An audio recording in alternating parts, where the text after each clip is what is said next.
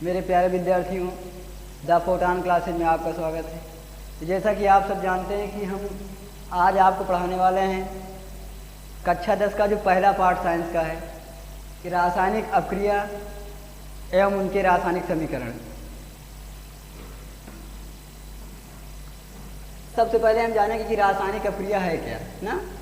तो रासायनिक अपक्रिया है, देखिए, जब दो या दो से अधिक पदार्थ आपस में क्रिया करके किसी एक तीसरे पदार्थ का निर्माण कर दें तो वही हमारा होता है रासायनिक अपक्रिया। जैसे मान लीजिए हमने लिया सबसे पहले कार्बन, फिर हमने लिया ऑक्सीजन, तो हमारे दो तत्व मिल गए और यही कार्बन और ऑक्सीजन मिलकर किसका निर्माण कर दिया, कार्बन डाइऑक्साइड का ना। तो जब दो या दो से अधिक पदार्थ आपस में क्रिया करके किसी तीसरे पदार्थ का निर्माण करते हैं उसको हम कहते हैं रासायनिक अपक्रिया। अब देखिए, रासायनिक अपक्रिया बनाने के लिए तीन चीज़ों की आवश्यकता होती है। एक तो हमारा अभिकारक होना चाहिए, एक अभिकर्मक होना चाहिए और एक उत्पाद होना चाहिए। तो अभिकारक क्या होता है कि जो पदार्थ रासायनिक अपक्रिया में सबसे पहले भाग ले, जो सबसे पहले भाग लेता है उसको हम क्या बोलते हैं, अभिकारक बोलते हैं। जो पदार्थ अपक्रिया में सबसे पहले भाग ले उसको हम क्या कहते हैं, अभिकारक बोलते हैं। जैसे हमने कहा कि पानी को चीनी में मिलाने पर तो सबसे पहले हम किसको लेंगे, चीनी को लेंगे ना। तो जिसको हम सबसे पहले लेंगे वो हमारा क्या होगा, अभिकारक होगा। अब किस में मिला रहे हैं, हम पानी में मिला रहे हैं, अर्थात पानी हमारा क्या हुआ, अभिकर्मक हो गया ना। और चीनी और पानी दोनों को जब हम मिला देंगे तो हमारा किसका निर्माण होता है, शरबत का, यानी शरबत हमारा क्या हो गया, उत्पाद। तो अगर हम उत्पाद की बात करें तो रासायनिक अपक्रिया कराने के बाद जो भी हमारा एक नया पदार्थ का निर्माण होता है वही हमारा क्या होता है, उत्पाद होता है ना। अब रासायनिक अपक्रिया को कराने के लिए हमको आपको तीन चीज़ों की आवश्यकता होती है। एक तो हमको आपको ताप की आवश्यकता होती है, ताप होना चाहिए, एक दाब होना चाहिए और एक सांद्रता होनी चाहिए ना, साथ में उत्प्रेरक भी होना चाहिए। अगर हम बात करें उत्प्रेरक की तो उत्प्रेरक वे पदार्थ होते हैं जो अपक्रिया के वेग को कम या तो ज़्यादा कर देते हैं लेकिन स्वयं अपक्रिया में भाग नहीं लेते ना, उसको हम क्या कहते हैं, उत्प्रेरक कहते हैं। अगला हेडिंग हमारा आता है कि संतुलित रासायनिक समीकरण क्या है ना। तो संतुलित रासायनिक समीकरण, अब देखिए, संतुलन का मतलब होता है कि दोनों पक्ष आपस में क्या होना चाहिए, बराबर होना चाहिए ना, लेफ्ट हैंड भी और राइट हैंड भी। कहने का मतलब अभिकारक और अभिकर्मक दोनों के परमाणुओं की संख्याएं जितनी हों उससे बनने वाले उत्पाद की भी संख्याएं दोनों आपस में क्या होनी चाहिए, बराबर होनी चाहिए। जैसे इसकी परिभाषा हम इस तरीके से बता सकते हैं कि ऐसा समीकरण जिसमें अभिकारक व उत्पाद दोनों में स्थित तत्वों के परमाणुओं की संख्या दोनों क्या होनी चाहिए, बराबर होनी चाहिए। एग्जाम्पल, हमने जिंक लिया, जिंक की अपक्रिया हमने शांत सल्फ्यूरिक अम्ल के साथ कराई तो हमारा निर्माण किसका हुआ कि zinc sulphate plus hydrogen gas स्थापित हो गई। BaCl2 यानी बेरियम क्लोराइड की अपक्रिया हमने कराया शांत सल्फ्यूरिक अम्ल के साथ तो हमारा बना क्या, BaSO4 प्लस 2HCl। अब देखिए इसमें BaCl2 क्लोरीन के कितने अणु हैं, 2, और इधर भी क्लोरीन के कितने अणु हैं, 2। बेरियम कितनी बार है, 1 बार, और यहाँ भी बेरियम कितनी बार है, 1 बार। कहने का मतलब जितना यहाँ पर तत्वों के परमाणुओं की संख्याएं होंगी उतना यहाँ पर भी होंगी। कहने का मतलब अभिकारक और उत्पाद दोनों में तत्वों के परमाणुओं की संख्याएं आपस में क्या होनी चाहिए, बराबर होनी चाहिए। अब देखिए, रासायनिक अपक्रियाएं मुख्यतः 3 प्रकार से होती हैं। पहला, योगात्मक व संयोजन अपक्रिया। योगात्मक का मतलब होता है जोड़ना, जो दो या दो से अधिक तत्वों से मिलकर बनी हो। जैसे मान लीजिए हमने क्या लिया, सल्फर लिया। अब सल्फर की अपक्रिया हमने करा दिया ऑक्सीजन के साथ। जब सल्फर की अपक्रिया आप ऑक्सीजन के साथ कराएंगे तो किसका निर्माण होगा, सल्फर डाइऑक्साइड का निर्माण होगा। अब देखिए, इसमें दो या दो से अधिक तत्व आपस में मिलकर बना रहे हैं किसी तीसरे तत्व को। मान लीजिए हमने हाइड्रोजन लिया, हाइड्रोजन की अपक्रिया हमने करा दी किसके साथ, क्लोरीन के साथ, तो किसका निर्माण हो गया, HCl ना, यानी HCl 2HCl। तो यार देखिए क्या हो रहा है कि दो या दो से अधिक तत्वों से भी ये मिलकर बन रहा है। योगात्मक मतलब जुड़ना अर्थात मिलना। अब देखिए इसमें क्या होता है कि कभी कभी ऊष्मा निकलती है, तो ऊष्मा कभी कभी हमारा आपको ऊष्मा निकलती है, हमको आपको मिलती है, कभी कभी ऊष्मा की कमी होती है। तो जैसे अगर हम बात करें कि ऊष्माक्षेपी अपक्रिया क्या है, ऊष्माक्षेपी, अब देखिए जब आप कोई रिएक्शन करा रहे हो, कोई अपक्रिया करवा रहे हो, अगर उसमें आपको अगर ऊष्मा मिल रही है अर्थात निकल रही है तो उसको हम क्या बोलते हैं, ऊष्माक्षेपी अपक्रिया बोलते हैं। जैसे जब हम कार्बन की अभिक्रिया ऑक्सीजन के साथ कराएंगे तो निर्माण होगा कार्बन डाइऑक्साइड का।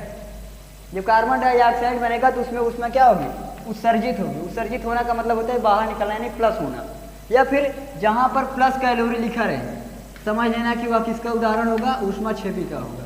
अगर जहाँ पर माइनस लिखा रहे वहाँ पर क्या होगा, ऊष्मा शोषी होगी, अर्थात उसमें ऊष्मा का क्या हो रहा है, उत्सर्जन हो रहा है, यानी ऊष्मा उसमें क्या हो रही है, कम हो रही है ना। अब ऊष्मा शोषी का अगर एग्जाम्पल की हम बात करें, देखिए जैसे N2 नाइट्रोजन की क्रिया हमने किसके साथ कराई, ऑक्सीजन के साथ कराई ना।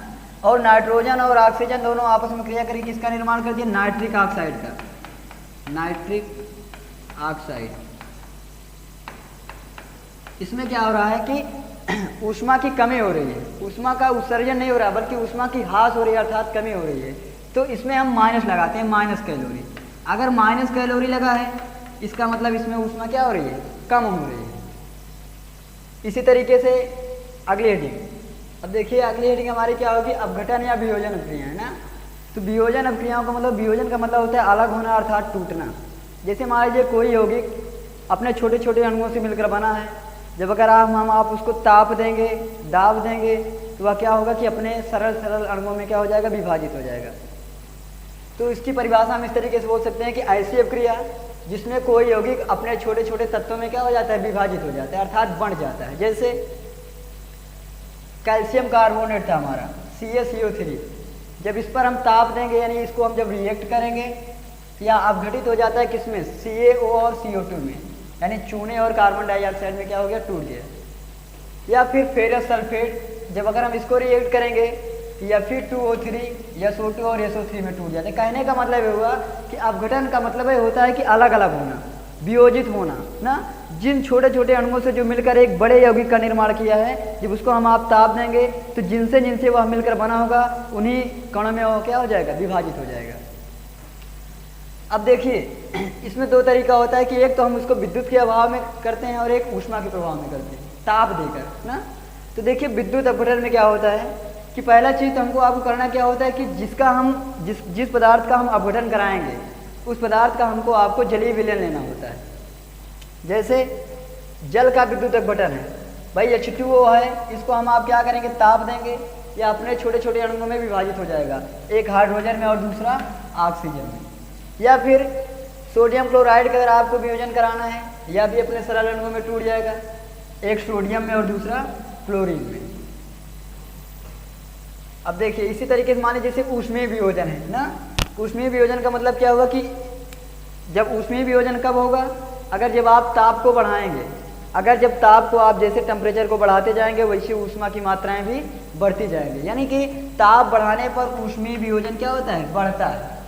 दूसरी कंडीशन कि ऊष्मीय वियोजन के अंतर्गत जितने भी अणुओं का निर्माण होता है वो सब कैसे होते हैं, उदासीन होते हैं। ना तो वह धनावेशित होंगे और ना ही ऋणावेशित होंगे, बल्कि वह कैसे हो जाएंगे, उदासीन हो जाएंगे। तीसरी बात, जो ऊष्मीय वियोजन होता है उसमें किसी माध्यम की आवश्यकता नहीं होती। माध्यम का मतलब ये होता है कि आप किसी के साथ नहीं करा सकते। जैसे मान लीजिए अगर आपको नमक को घोलना हुआ तो इसमें आपको जल की आवश्यकता होगी, तो जल क्या है, आपका माध्यम है। लेकिन जो ऊष्मीय वियोजन होता है वह किसी माध्यम का मोहताज नहीं होता, अर्थात उसको किसी भी माध्यम की आवश्यकता नहीं होती। इस तरीके से देखिए आगे,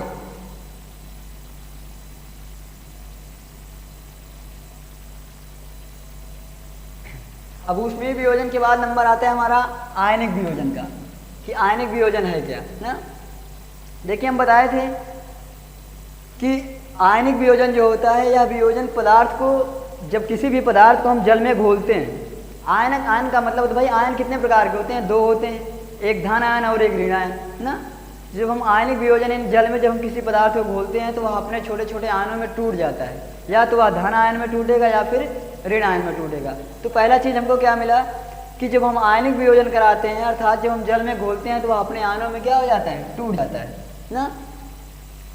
अब उसमें बताए थे, देखिए ऊष्मीय वियोजन में क्या था कि जो अणु प्राप्त होते थे वो कैसे होते थे भाई, उदासीन होते थे। लेकिन जब हम आप आयनिक वियोजन कराएंगे तो इनसे जो अणु बनते हैं हमारे, वो अणु कैसे होते हैं, आवेशित होते हैं। कहने का मतलब या तो धन आवेश होगा या तो ऋण आवेश होगा। जबकि ऊष्मीय वियोजन में जो अणु बनते थे वह कैसे होते थे, उदासीन होते थे। लेकिन जो आयनिक वियोजन में अणु बन रहे हैं वह कैसे होते हैं, उन पर या तो धन आवेश होगा या फिर ऋण आवेश होगा। फिर तीसरी बात हमने बताई थी कि ऊष्मीय वियोजन में किसी माध्यम की आवश्यकता नहीं होती थी, लेकिन अगर हम बात करें आयनिक वियोजन की, अगर आप आयनिक वियोजन करवा रहे हैं तो आयनिक वियोजन करवाने में क्या होता है कि आपको किसी न किसी माध्यम की आवश्यकता होगी, उसमें जबकि माध्यम की आवश्यकता नहीं हुई थी। अब देखिए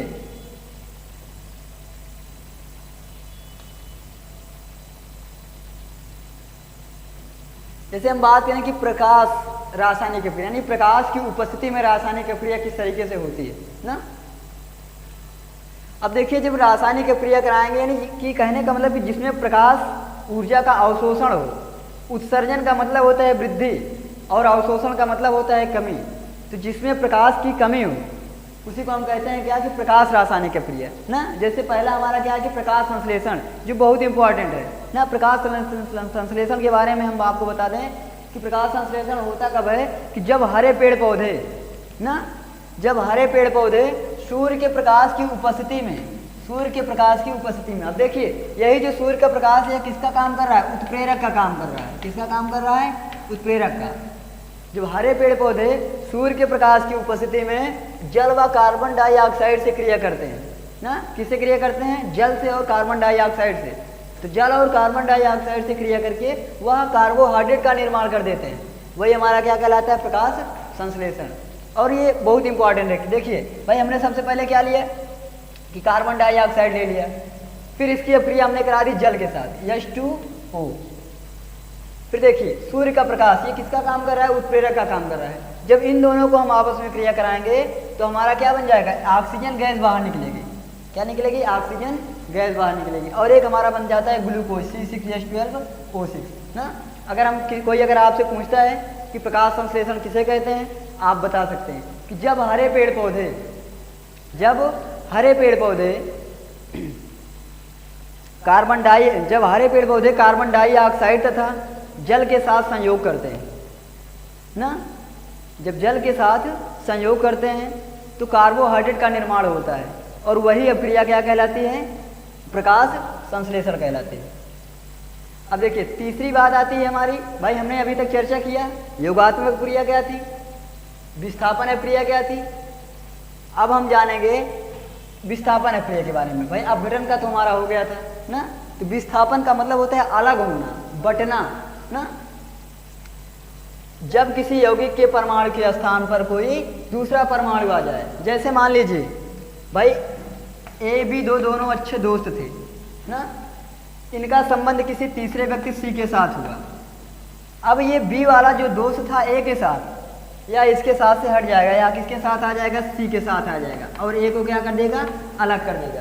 कहने का मतलब जब किसी यौगिक के परमाणु के अणु के स्थान पर कोई दूसरा आ जाए ना, जैसे देखिए भाई जिंक की अभिक्रिया हमने कराई कॉपर सल्फेट के साथ ना। अब क्या हुआ कि ये जो कॉपर सल्फेट में देखिए जो सल्फेट था यह आ गया किसके साथ, जिंक के साथ, ये बन गया जिंक सल्फेट, और कॉपर को क्या कर दिया, विस्थापित कर दिया। या फिर Ag+CuSO4 ना, अब ये विस्थापित नहीं कर पा रहा है। आपके मन में एक सवाल होना चाहिए कि सर जिंक जो है कॉपर सल्फेट को विस्थापित कर दे रहा है लेकिन Ag नहीं कर पा रहा है, आखिर क्यों ना। तो देखिए अब जिनकी क्रियाशीलता अधिक होगी वह अपने से कम क्रियाशील वाले तत्व को विस्थापित कर देंगे। क्रियाशीलता जिसकी ज़्यादा होगी वह अपने से नीचे वाले तत्वों को अर्थात कम क्रियाशीलता वाले तत्वों को वह ऑटोमेटिक क्या कर देता है, विस्थापित कर देता है। इसलिए Ag जो है कॉपर सल्फेट को विस्थापित नहीं कर सकता। क्यों नहीं कर सकता, क्योंकि कॉपर की सक्रियता अधिक है किसकी अपेक्षा, Ag की अपेक्षा ना। जबकि वहाँ क्या था कि जिंक की सक्रियता अधिक थी किसकी अपेक्षा, कॉपर की अपेक्षा। तो हम सिर्फ इतना जानते हैं कि जो तत्व ज़्यादा सक्रिय होगा वह अपने से कम सक्रिय वाले तत्वों को विस्थापित कर देगा। आइए देखते हैं अगली हेडिंग क्या है हमारी। अब देखिए अब तो हम पढ़ चुके विस्थापन के बारे में, अब हमारा नंबर आता है किस पर, द्विविस्थापन अभिक्रिया की। देखिए द्विविस्थापन अभिक्रियाएं हैं क्या।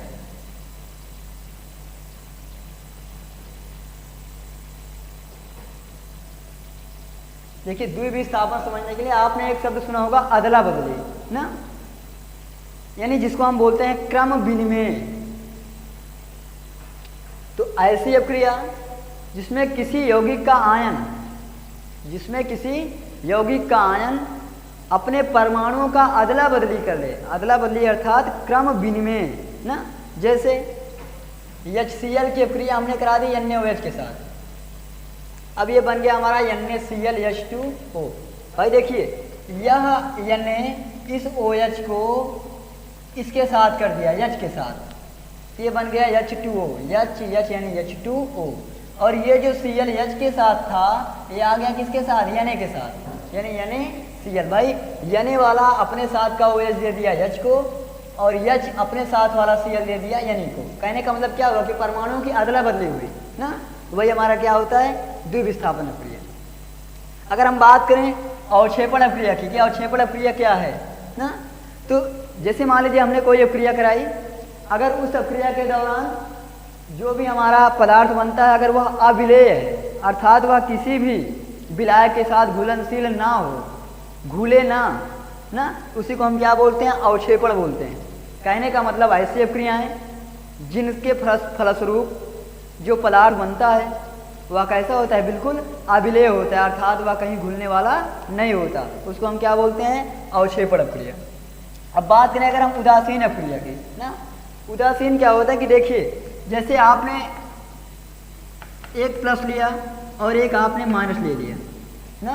कहने का मतलब जब अम्ल और क्षार आपस में क्रिया करते हैं ना, तो उनसे जो उत्पाद बनता है वह कैसा होता है? हमेशा उदासीन होता है ना। तो कहने का मतलब उसको हम इस तरीके से बोल सकते हैं कि जब अम्ल और क्षार आपस में क्रिया करते हैं तो उसे उदासीनीकरण अक्रिया कहते हैं। और जो उनसे ऊष्मा निकलती है उस ऊष्मा को हम उदासीनीकरण ऊष्मा के नाम से जानते हैं। जैसे देखिए हाइड्रोजन, इस पर कौन सा आवेश होता है? धन आवेश होता है, यानी धन आवेश कहने का मतलब ये क्या है? हमारा अम्ल है। OH पर क्या होता है कि ऋण आवेश होता है। भाई H प्लस और OH माइनस दोनों आपस में क्रिया कर लिया और किसका निर्माण कर दिया? H2O का। तो जल कैसा होता है? हमेशा उदासीन होता है। फिर देखिए HCl हाइड्रोक्लोरिक अम्ल है हमारा, और एक NaOH यानी कास्टिक सोडा। जब इन दोनों की अक्रिया कराएंगे तो देखिए NaCl के साथ चला जाएगा, यानी NaCl, और OH और H बनकर किसका निर्माण कर देंगे? H2O का। कहने का मतलब जब अम्ल और क्षार आपस में क्रिया करके लवण का निर्माण करते हैं तो उसको हम क्या कहते हैं? उदासीनीकरण अक्रिया। और जो उसमें ऊष्मा निकलती है उस ऊष्मा को हम किस नाम से जानते हैं? उदासीनीकरण ऊष्मा के नाम से।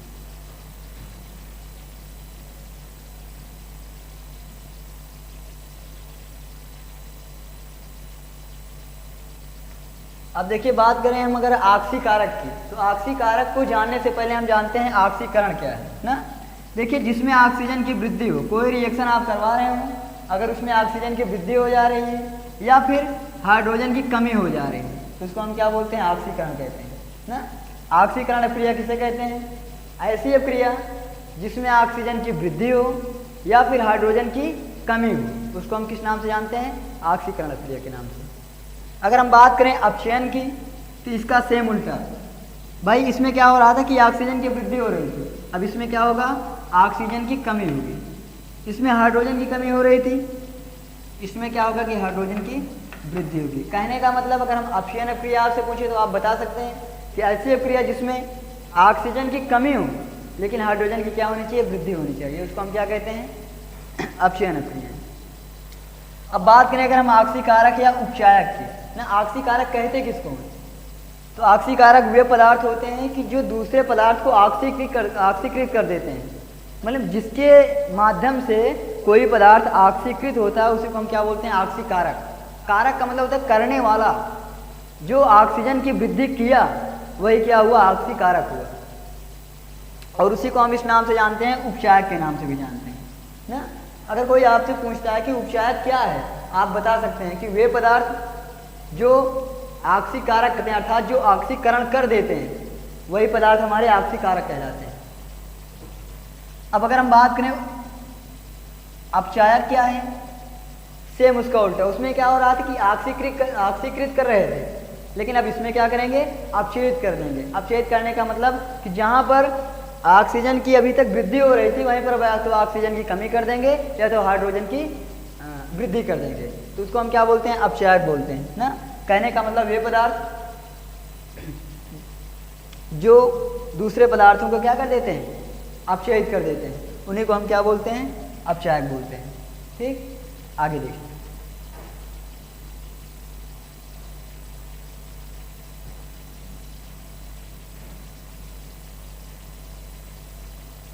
अब देखिए इसमें, जैसे देखिए ZnO यानी जिंक ऑक्साइड है, इसकी अभिक्रिया हमने करा दी किसके साथ, कार्बन के साथ ना। अब ये हमारा बन गया zinc plus CO, zinc plus CO।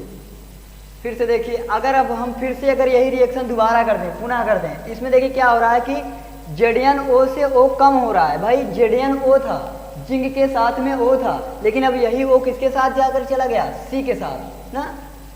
फिर देखिए अब ये C के साथ O जुड़ रहा है। अगर C के साथ O जुड़ रहा है यानी ऑक्सीजन की वृद्धि हो रही है, इसका मतलब क्या हो रहा है, ऑक्सीकृत हो रहा है। अभी हमने जस्ट बताया था कि जब अगर ऑक्सीजन की वृद्धि हो तो ऑक्सीकरण होता है, अगर ऑक्सीजन की कमी हो तो अपचयन होता है ना। तो देखिए इसमें क्या हुआ कि ऑक्सीजन की कमी हुई, भाई ZnO था पहले, लेकिन अब बना क्या, हमारे पास बचा क्या है, सिर्फ Zn बचा है, यानी ऑक्सीजन की क्या हो रही है, कमी हो रही है। अगर कमी हो रही है इसका मतलब या क्या है, अपचयित हो रहा है ना। और इसमें क्या देखिए क्या हो रहा है कि अभी तक C अकेले था, ये देखिए C अकेले था, लेकिन अब क्या हुआ कि साथ में इसके O भी जुड़ गया। अगर जब O भी जुड़ गया इसका मतलब ऑक्सीजन की क्या हुई, वृद्धि हुई। अगर वृद्धि हुई तो इसका मतलब क्या हो गया, ये ऑक्सीकृत हो गया। लेकिन ये सब करने का काम कौन कर रहा है, Zn कर रहा है ना। इसमें Zn क्या हो जाएगा भाई, Zn क्या होगा, ऑक्सीकारक होगा। Zn क्या होगा, अपचायक होगा, क्योंकि हमने जस्ट बताए थे कि जो पदार्थ ऑक्सीजन की वृद्धि को करवाता है उसको हम अपचायक कहते हैं ना, जो ऑक्सीजन की कमी को करवाता है उसको हम उपचायक कहते हैं। समझ में आया यहाँ तक, आगे देखिए। अब हम जानेंगे कि दैनिक जीवन में ऑक्सीकरण का हमारे आपके जीवन में महत्व क्या है। ऑक्सीकरण जो होता है उससे आपको क्या फायदा होने वाला है ना। तो पहला चीज देखिए, आपने संक्षारण का नाम सुना होगा। संक्षारण, क्षरण का मतलब होता है हानि होना, अर्थात नुकसान होना ना। नुकसान किसका होता है, किसी लोहे का। तो हम आप उसको इस तरीके से परिभाषित कर सकते हैं कि जब नम वायु के संपर्क में किसी धातु का नष्ट होना ही क्या कहलाता है, संक्षारण कहलाता है। जैसे भाई Fe हमारा यानी आयरन, आयरन को हमने क्या कर दिया कि ऑक्सीजन की उपस्थिति में, भाई वायु ऑक्सीजन की उपस्थिति में रख दिया, और साथ में उस पर पानी भी गिर रहा है, यानी जल की भी आवश्यकता है, मतलब जल भी उस पर पड़ रहा है। अब देखिए किसका निर्माण हो गया, Fe2O3 इंटू 2H2O, अर्थात ये किसका सूत्र है, जंग का सूत्र है। तो लोहे में क्या लग गया भाई, जंग लग गया।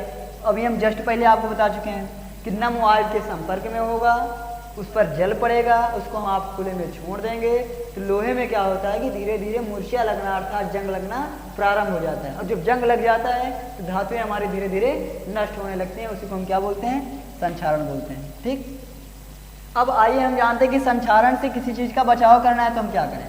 भाई जो भी हमारी धातुएं हो, हमको आपको करना क्या होता है कि सबसे पहले हम उस धातु को क्या कर दें, पेंट कर दें। अगर जब हम आप पेंट कर देंगे तो उसमें कोई जंग वगैरह नहीं लगेगा। या फिर हम उसको जो नम वायु यानी जो ठंडी हवाएं थी ना, जहाँ पर नमी थी, उससे हम उसको दूर रख दें। जैसे कभी कभी होता नहीं है घर वगैरह में जब सरिया वगैरह रखी होती है तो उसके नीचे हम आप क्या करते हैं, ईंटा वगैरह लगा देते हैं, यानी कि उसको थोड़ा बहुत ऊंचाई पर कर देते हैं। या फिर उसको हम किसी न किसी पन्ने वगैरह से क्या कर देते हैं, ढक देते हैं। क्यों ढक देते हैं, कि उस पर पानी ना पड़े, वह नमी में ना रहे ना। तो पहला हमने आपको क्या बताया कि उसको हमको आपको क्या कर देना है कि धातुओं को हमको आपको पेंट कर देना है। दूसरी बात हमने क्या बताई कि उसको नम वायु के संपर्क से थोड़ा सा दूर रखना है। तीसरा कि या तो उसमें आप ग्रीस लगा दें या फिर जला तेल लगा दें। अगर आप ग्रीस और जला तेल लगा देंगे तो वहाँ भी आपको जंग नहीं दिखेगा। इस तरीके से हम आप क्या कर सकते हैं, लोहे का बचाव कर सकते हैं। और जो आज की लास्ट हेडिंग है इस चैप्टर की, वो है विकृत गंधिता। विकृत गंधिता यानी विकराल गंध। विकराल का मतलब होता है भारी ना।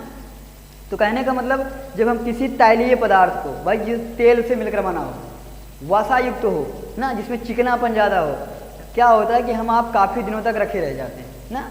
जब रख देते हैं तो उसमें एक विशेष प्रकार की गंध आने लगती है। अब देखिए गंध दो प्रकार से हो सकती है, सुगंध भी आ सकती है और दुर्गंध भी आ सकती है ना।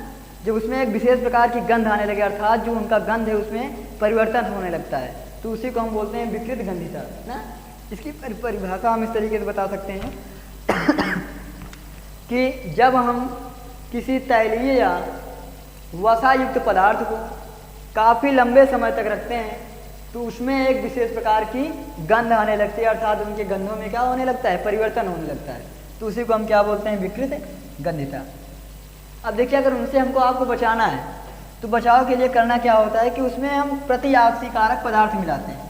क्या मिलाते हैं, प्रतिआक्सीकारक पदार्थ। और प्रतिआक्सीकारक पदार्थ दो होते हैं, एक होता है BHA, एक होता है BHT ना।